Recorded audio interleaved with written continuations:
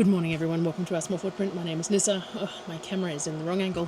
And if you're new here, we are a large family living off-grid in Australia. It is Tuesday, so today I'm heading off for our grocery trip. So it has been 7 weeks since I went for the last grocery trip. When we do these trips this far in between, they take some planning, and I generally share a bit of a planning video. And because I don't have any particular content to share for today, because we're trying to do daily sort of videos for December, benefits both me and you, because I'm filming things I wouldn't normally film to share, but also it's good for the algorithm to have daily videos and all that sort of thing. And you know, it's a Christmas thing and it's an excuse. So we're trying to do daily videos. I don't have anything set up to put out tomorrow, so we're going to do a planning video, but I might film some of the trip down and stuff too. We'll see how we go, because if I'm going to do daily videos, then I probably need to break up the next couple of days as well to share. So part of the planning is the trailer. So we've got the new trailer. I haven't put a photo in here yet, have I? I will show it on this video towards the end when we're packing up and getting ready to leave. Darryl has just headed to the bore to fill the IBC with water so that we have water for the animals while we're gone. We have a tank at the back full as well, but have a spare pod to have water for the animals while I'm gone. So he's doing that at the moment. I've spent the morning setting some stuff up for the kids. The kids want to print some dragons on the 3D printers, so I've set up all the files so that's easy for them to do while I'm gone. And still sorting out the shop, the online grocery order and all that sort of stuff, and doing the budget up and the banking and all that sort of stuff. So we've been doing that for the morning, but I'm going to get going fairly early today, and it's a day early. And the reason I'm doing that is because the trailer, whilst it's fantastic, isn't quite set up the way we're going to need it. So I'm going to head to my uncle's first up, and we're going to have a look at it, and maybe I can get him to help me put some slides or something in, so that the bottom layer we can pull a drawer out for the containers to sit on or something. I'm not entirely sure yet what we're doing, but we will make it work regardless. But it would be really nice for it to be a little more set up than it currently is, because at the moment it's going to be a challenge to use the space efficiently, to make sure that the space is all used appropriately and all that sort of thing. So we're going to do that. But prior to that, I do my normal planning for the grocery haul. So one of the ways that I make sure that we are buying appropriately and that we are trying to stay within a scope of cost and not buy food, it's less about staying within, like, obviously there is a budget, there is money is a finite resource in every house, no matter what house you have. But it's more about the way I spend that money, and that the money is spent in a way that no food goes to waste if possible. I did have some wastage this month, and I'm annoyed at myself. There was some onions that went to waste. I can't think of anything else off the top of my head, but the onions were annoying. So it's about making sure that we spend the money accordingly so that the food is used and that there is no waste, and that everything is used as efficiently and most, economically as possible, so that the money that is spent is worth having been spent. So to do that, we keep an inventory of everything that is used and is on shelves and stuff like that, and I fill out that inventory every time I do my shop, so that way I've got it to look back on as well. I can look back at the previous months and see how many I bought and how many I had, and therefore how many are left this month and how many we used in total, and that will give me an idea of how much we go through in a period of time. Don't need to see a cat. This needs a cat. Sweetie. He's so beautiful. And that gives me a measuring stick of how much we go through. And we've had some change in the household in the past 12 months. So there has been some base quantities that have changed, but we also change seasonally. There are certain things that we eat a lot of in certain seasons and not so much of in other seasons. Like in winter, we eat a lot of porridge. In summer, we have some granola, but not huge amounts. And then, so the oats that we use in winter are a far higher quantity than what we use in summer. In summer, we go through a lot more sugar because we tend to buy a lot of fruit when we do the shopping trips, and then there's the preserving of that fruit, so we go through a lot more sugar for that purposes. And then at Christmas time, we have the baking as well that uses sugar, so there's that. So there is various things that change depending on the season, depending on who is in the house at the time, and tastes. So everyone's, sometimes they have a thing for something and they'll eat it over and over again, and then other times I'll buy it and they won't touch it. So I think like the last shopping trip, we still had a whole bunch of rice cakes and rice crackers and everything left over from the trip before. And this time we have like 4 packets of rice crackers and that's it. There is no rice cakes and that's it in the rice crackers. But we have cereal, like massive amounts of cereal because they're not eating cereal, and plenty of rice milk because they're not eating cereal, which is predominantly what they use the rice milk for. So we're going through cheese a lot more too because I've introduced cheese to the kids' diet and they seem to be tolerating it fine in the things that I'm using it. So we've gone through cheese a bit more, that sort of thing. So I always struggle to share the screen for my inventory and stuff, but we will attempt to do it again and show you. At least we don't have the glare today because that tarp has gone up over the kitchen. We still have a little bit of glare, but anyway. So we start off with our inventory that I was talking about. Now, Sonnet helped me fill this out, so it's not quite as neat as it could be, but it is all readable, and that is the main thing. So we have an inventory here that lists every single main item that we have in the house that I need to maintain a certain level of to make sure that any recipes that I standard make, any baking that I standardly do in a month and things like that, there's going to be enough of. Now, we do have some issues, some variations as well in like the next shop will probably only be 5 weeks because I want to do it the week before I start the new job. So I'll probably do it 5 weeks time, and Sonnet would really like to come with me. So I might take Sonnet with me on that trip because it's going to be a smaller trip than usual. And it'll be just before school goes back. So this is only going to be for 5 weeks, but it's probably still going to cost the same amount as normal because there'll be extras in there. Though I do have rewards points and stuff. I'll go over them in a minute. But so this is the base level that I like to keep. Now, I say this every month, but because we get new people coming through and asking questions, my base level is basically 2 shopping periods worth of items. So if I'm going to shop every 6-7 weeks, then I want 12 to 14 weeks worth of items sitting on my shelf at the beginning of that grocery period. Because that way, if for some unknown reason I cannot go shopping, whether there's car issues, whether there is health issues, whatever else, and I can't get to the shops, I know that I've still got that buffer of a second period of shopping that I can do, that I have on the shelf, and I can make do.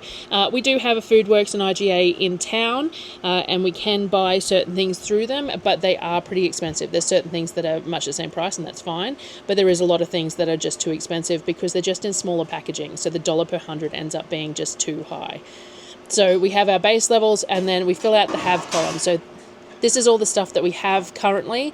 Then we have their base, and then what we have is the need column. Now, this need column is flexible. So certain things are, I don't necessarily have to get all of them every time. Like we've got no apple cider vinegar at the moment, and normally I would have 6 of the 1 litres on the shelf.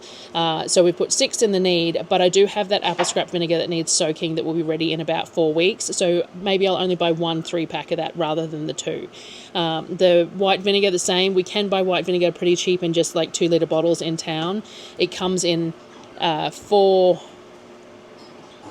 litres, or I think it's 4 3 litres or something at Costco, which is a great price, but it's very bulky to put in when you're also carrying all the rest of the groceries. So if I have too much other stuff, then I can avoid that, and I can pay the couple of cents extra to get it in town just in smaller amounts because we don't use it in huge quantities either. And then there's certain things like malt vinegar. I like to have 5 litres here for making Worcestershire sauce, but I'm not going to get to Worcestershire sauce in the next 5 weeks because I'm just not going to have the time. So I don't really need a 5 litre of it, and I've got 1.5 litre or whatever bottle on the shelf, so that will be plenty for standard usage if I'm not making Worcestershire sauce. So whilst this is our guidelines, we do flex with it. So we used to get 12 bags of corn chips because the kids ate corn chips a real lot. They don't eat them as much anymore, so it's not as necessary. All the dried beans and stuff, we have a couple of kilos of each if I want to use them, but I'm not going to have time to can beans in the next 5 weeks, so I don't need to buy them in bulk. So I will have a look at that at a different time, probably over the winter. So we go through and we have everything listed. These colour coding here are to do with the stores that we get them from. So in general, the pink is Coles or Woolworths, and the pale blue is Aldi, and the brighter blue is Costco. And that's generally where they come from because that's the best price for those particular items at those places. So I'd like to color code it just to give myself an idea when I'm flicking through the lists to see that. Now, this is on my iPad, but I have GoodNotes on my phone as well, and you can actually use the same files from the cloud on the phone or the iPad. So I just take my phone with me when I'm shopping. I don't take my iPad. And I can pull up this list. I don't edit it while I'm shopping, but it gives me this list to guideline. So I do most of the shopping online first, and I look at all these lists and I shop from these lists for Woolworths and Coles online and get that delivered. And then once that's delivered, I go through and see what wasn't provided or what is on special. So the other thing is the specials. So I have another little sheet here that I use that has my specials on it. Now, the specials at Coles and Woolworths run from Wednesday to Tuesday. So today being Tuesday, I will do an online shop that includes the specials that ran for last week to be delivered tomorrow. But from Wednesday forward, there I check the specials as well. So I don't want to buy anything in the shop online today if it's going to be cheaper tomorrow. So I always have a look at that as well. So like the Dine cat food sachets are half price at Coles from Wednesday. We bought the Woolworths brand Smitten Kitten or whatever brand last time, and a lot of the cats are really not fond of it. So the Dine cat food is one we will try because it'll be half price. It ends up being 69 cents per 100 or something for the sachets. The sachets I dislike the rubbish, but they work really well for us because we only feed small portions to multiple cats out of the sachets. So we wouldn't use an entire tin in one sitting, and I don't really want tins sitting in my fridge because it's not great, and I don't want to buy the little tins because they cost too much per 100. So the sachets, when they're half price, are a very similar price to buying the big tins. The Nescafe concentrate is on sale at Woolworths from Wednesday, and I have been buying it on half price rather than making my own if I can, because it's just it's smoother. So the stuff that I make myself, it needs to be stored in the fridge, and by the time you get to the end of the concentrate, it's slightly bitter and slightly thicker and slightly stronger. Like it changes throughout the time that you're using it, whereas the concentrate that you buy off the shelf obviously has some sort of chemical stabilizers or whatever in it, and every time you use it, it's exactly the same, and it's just appealing. And for the amount that we use, and I looked at the cost breakdown of making it myself versus buying it at half price, and it's pretty much the same. So anyway, so I always have a look at my specials there. I then have some meal ideas to think about the things that I want. Sonnet has requested some magic shell for the ice cream. I can make my own with coconut oil and stuff like that, but I might just buy some cheap stuff because it's just a Christmas treat.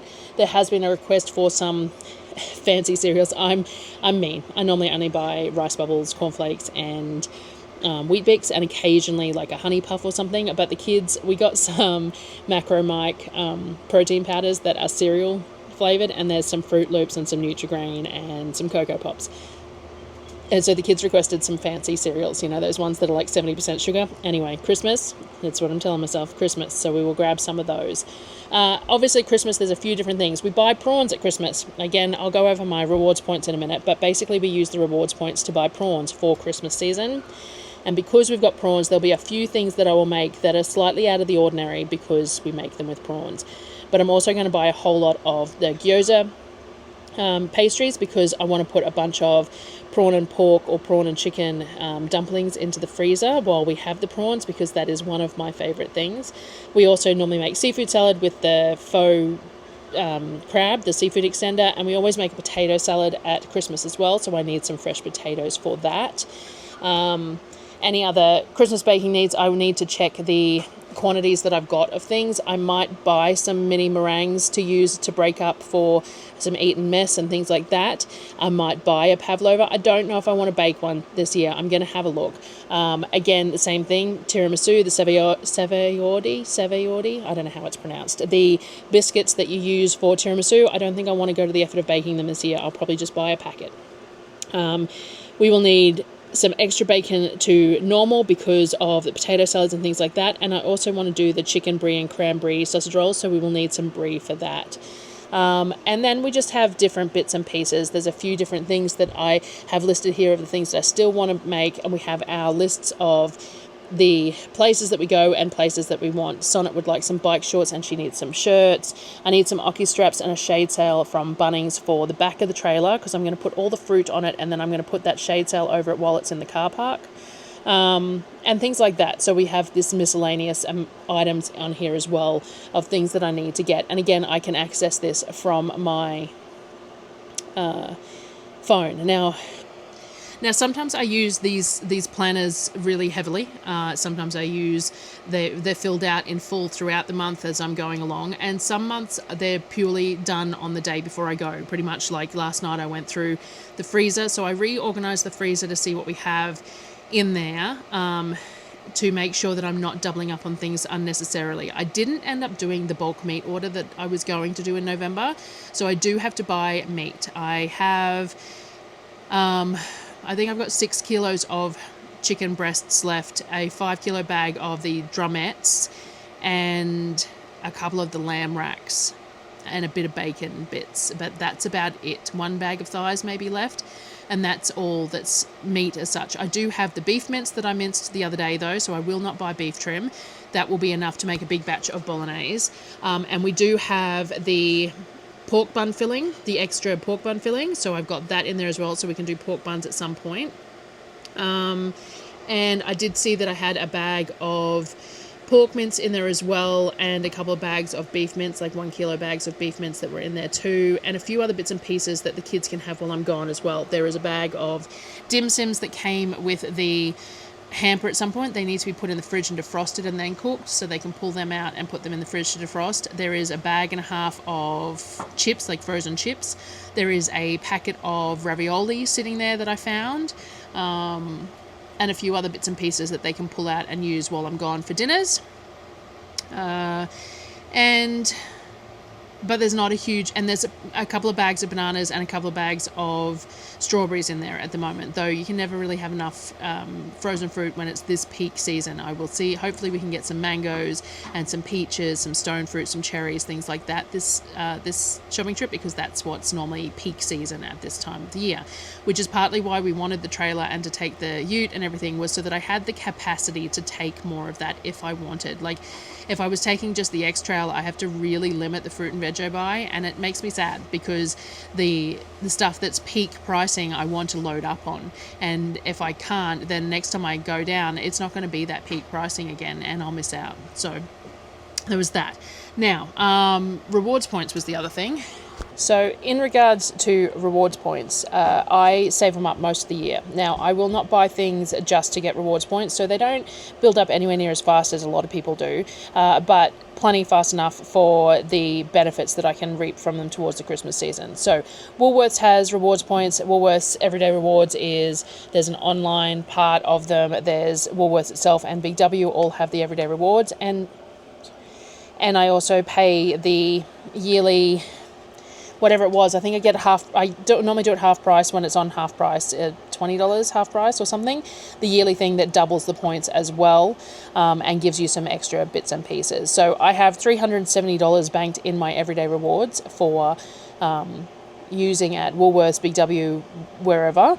So generally speaking, I will use it to buy groceries. So I will use this, and it's actually great this year. You used to only be able to use it in person, and you can actually now use it in your online shop as well. So that's really neat.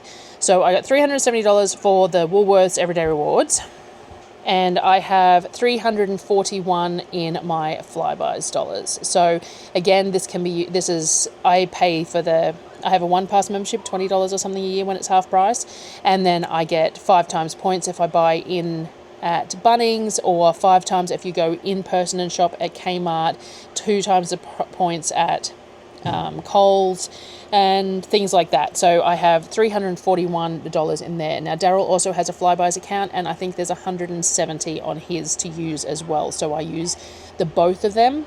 And again, we don't buy anything that, like, we will look at the specials, and I will be aware of the specials and the extra offers when I'm doing the shop, but I'm not going to buy something purely for the points, because that defeats the purpose of it. It's not going to work out to make it like you're earning extra anyway, because you're spending money that you weren't otherwise going to spend. So that pays for a lot of the extras. So we buy prawns, and I buy them frozen by the boxful. I tend to buy the Australian banana prawns. They're about $17 a kilo every year at Christmas time. 17 to 19. I'm pretty sure they're advertised at $17 again this year. And I buy them by the box frozen. They're flash frozen, so they're all separated in the box, and they're green. So we get to do whatever we want. I can pull them out, I can boil them, and we can just have standard cooked prawns dipped in seafood sauce, or I can grill them, or I can peel them as green and cook them in pasta, however I want to eat them. So they used to come in 5 kilo boxes, and I used to buy 2 5 kilo boxes. Last year they were in a 3 kilo box, so we'll see what is available. And I will go to multiple Coles or Woolworths if I need to buy them, because I will only buy them frozen. And then they get put in Mum's chest freezer, and then they get put into the best esky I have with ice packs, and they're still frozen when we get home because they're packed tight in a frozen box. And then that way they go straight in the freezer here at home too, and we pull them from the freezer as we eat them over from when we get home through Christmas, because that's the way we enjoy them. They're a really big treat for that. Now, $17 a kilo is cheap for prawns. They are smallish prawns, but they're very tasty, the banana prawns. And you lose a lot of weight because you have to remove the skins and the heads and things like that, shells and heads and stuff. So it's not truly $17 a kilo. It's probably almost $30 a kilo on the meat. So it is definitely a splurge, but it is our Christmas splurge, and we do it every year, and that's why I earn the rewards points. So a box of, say, what, you got 17, if there's $17 a kilo and there are three box, well, it's $51 a box. So potentially buy 3 boxes, maybe 4, so we got the 12 odd kilos of them, and that's $200, and that's fine because I have all those rewards points to put towards it, and that's why I do it, is so that I have the extras. I can also use the flybys at Kmart to buy Christmas presents and things like that too, so that takes a bit of pressure off there, and it makes it feel like you can be a little bit more generous because you're spending money that isn't coming out of the direct budget. It's money that's coming out of a sideline. I don't know how to explain it that way, but it doesn't exist until you spend it. Whereas when you're pulling money straight out of card, like if you're paying with a card or whatever else, you're pulling it straight out of that money that you can see going down the budget and things like that. So I really enjoy having that little bit of a slush fund for Christmas, and I work hard all year to try and build that up without spending money to make the bonus sort of thing. We did get a nice top up of points in at the Woolworths one on some lithium batteries that were on sale and some cat food that was on sale, so that has helped bump that Woolworths one up because it doesn't normally go up that fast. Normally I do fairly well consistently on flybys because we get the 5 times points at Bunnings and stuff too, and we buy all like the patio wood and all that from Bunnings, so we get those extra points there, and it's always around the $300 mark, $200 to $300 mark. But Woolworths is not normally as high as it is. That was purely because we picked up some really good deals. I think I bought like 6 months of cat food at one point. It was half price, and then it had 10 times the points or something on it. So I think I made like $100 in points, but it was also $9 instead of $18 or something. I think I ended up paying, might have been $100 out of pocket for 6 months worth of food. So that was a really good deal on that one. It was on the Felix brand, I think. And yeah, we got like 20,000 points on some lithium batteries or something too, which is like another $100. So however it worked, we built up some money with some, some purchases that were needed, but also gave us those bonuses. So that is fun as well. So, last to say, because I normally forget to mention this and people do ask. Oh wait, the car's coming back. We have 3 500-litre hybrid fridge-freezer chest fridge freezers, so they can be turned on to fridge or freezer. We have one running as a fridge, which is where most of our bulk fruit and veg and things like that goes into when we first come home, and it is pretty empty by the end of the month. We also, and then 2 runners freezers, and both are one's about a third full, one's about a half full at the moment. Then we have an upright fridge and an upright freezer, which is where the kids go in and out of all day, every day. So there's open sauces and all that sort of stuff in the fridge, like, jars that have been opened that are in there, open milk, all that sort of stuff. And the upright freezer is mostly frozen vegetables that we access regularly, or they're smoothie pops because they need to be flat, so they're on shelves and things like that. So that's what we use for storage. And our food storage, we use the blue and white buckets that you always see behind me. These are a food grade bucket from Bunnings. I think they're 35 litres. They have a screw top lid. They, generally speaking, do not get anything inside. They always look grubby on the outside because they're white and we live in a dusty place, but they, generally speaking, we have not had any infestations on the inside. And then we use black totes for things that come in packaging. So we got black totes for pastas and things like that. Bush Edge Homesteading just put a video out recently. I'll try and remember to put a link about Kegland now selling the gamma lid buckets, and they look fantastic. They would be a whole lot easier to open than these big blue ones. Shipping is pretty enormous though. It's a whole lot cheaper to get it to Mum's, but it was too late to order now to get it to Mum's. Bush Edge does have a discount code, mind you, and probably won't have one by the time I do order. I suppose I could order once I get back and send it to Mum's, and that'd be fine, and it'll just sit there until I go next. But yeah, the problem is that I have to transport them from Mum's back to them. I did do an IKEA order, mind you. There's an IKEA order sitting at Mum's. We needed some more seating for the kids for the outdoor table on the patio, so I ordered some chairs and a few other bits and pieces that are sitting in Mum's back room for me to collect as well, because the IKEA shipping to Mum's was like $19 and IKEA shipping to me is $499. So, you know, which one did I pick?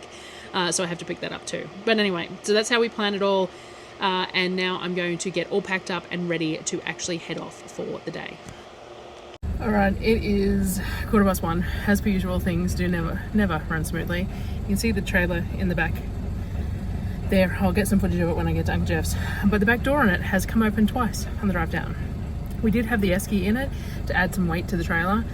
And I'd say it was pushing on the door from the inside, and it's got a key lock handle. Like, it really shouldn't, but you know. Anyway, I stopped to get my normal Hungry Jacks that I always get, which is my treat on the way down. And now I've got about an hour, just over an hour, I think, to drive to get to Auntie Gay's, Uncle Jeff's. And we will have to figure out the back door and everything else. So anyway. Alright, I have to edit the planning and everything video, but I don't think I ended it, so I need to do that. It is all a little hard on this trip to get everything sorted and done with an audience and Mum and everything else. Anyway, I took the trailer to Uncle Jeff's and we went over a whole bunch of things. I should have filmed stuff, I didn't because I'm slack, about how we're going to hinge some of the timber and make it flap openable, and we discussed the size of the containers and the fact that the door popped open. We adjusted the lock on it, and I bought some Oki straps for certain things and some tie down points today and stuff like that. So that's all sorted, and yeah, I'm gonna leave this one here. So this was the planning and the beginning video, and start the next one. So I'll see you on the next one, and these are all gonna come out all over the place and not necessarily where they should be.